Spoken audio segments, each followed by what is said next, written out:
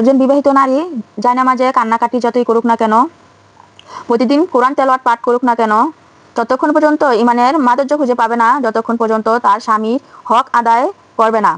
স্বামীর হক আদায়ের মৌলিক বিষয়গুলো: স্ত্রীর উচিত তার স্বামীর পোশাক হয়ে যাওয়া, তার কমতি বের না করা, তার পরিবারের মাধ্যমে পেরেশানি না করা, তাদেরকে বিরক্ত না করা, স্বামীর উপরে অসন্তুষ্ট না হওয়া, যা দিচ্ছে তাতে আলহামদুলিল্লাহ বলা, তাতে সমস্ত থাকা, সন্তুষ্ট থাকা, স্বামীর সামনে খারাপ ভাষায় কথা না বলা। যদি রেগে থাকে, খারাপ মেজাজে থাকে, তাহলে রাগ শরীয়ত হিসাবে সামালন, সম্মান, মর্যাদা আর ভালোবাসার সাথে তার রাগ মোকাবেলা করবেন। যে নারী বিয়ের পর তার স্বামীর উপর যত্নশীল না, সেই স্বামীর হক আর অধিকারের ব্যাপারে অবহেলা করে বিশ্বাস করেন,